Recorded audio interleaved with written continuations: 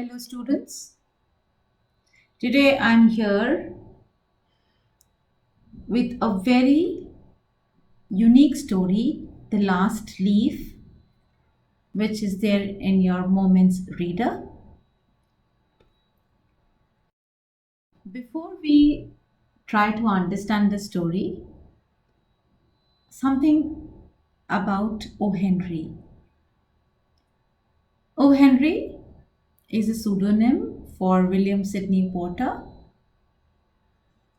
He's, you will be surprised to know about this his style of writing.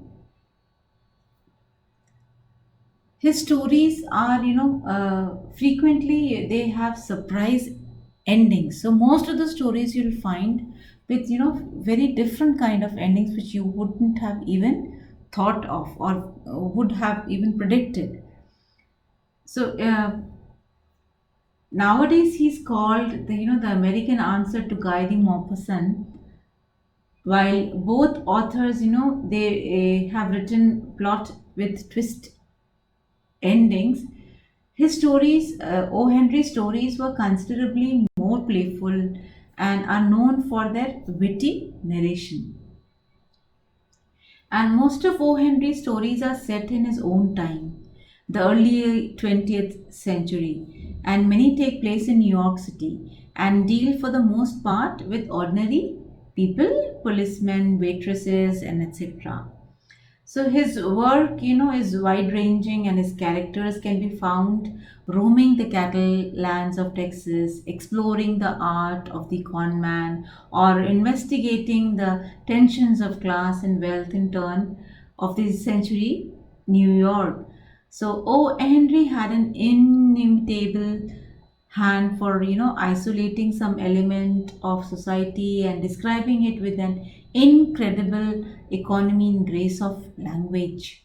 So some of his best and least known work is contained in Cabbages and Kings, a series of stories, each of which explores some individual aspect of life in a paralytically sleepy Central American town. So, if you are interested in reading good works by O. Henry, here is a list for you. Maybe some of you would have even read After 20 Years is quite a popular name, a popular book.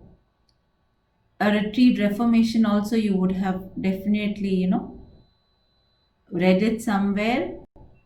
If you haven't, please read it. It's really all these stories which we have mentioned here are very, very good and interesting.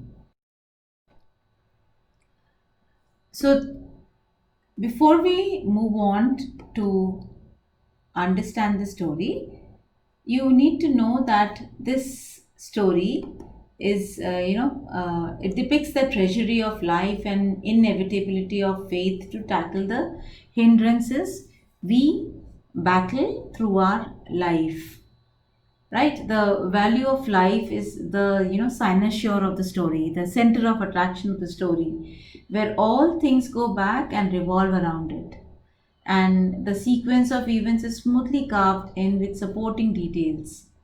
So this story, The Last Leaf, it takes place in Greenwich Village, a bohemian neighborhood in New York City, sometime in the early 20th century.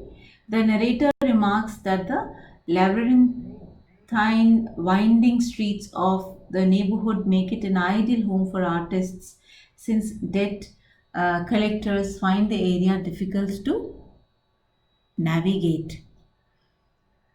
So Greenwich Village is a haven for poor artists and bohemian young people. And O. Henry depicts a vibrant creative community. However, the starving artist existence has its costs, such as poor living conditions, shortage of food, and exposure to cold and sickness. So it's also worth noting that Greenwich Village has historically been home to a large portion of New York's population, especially those who are for artists.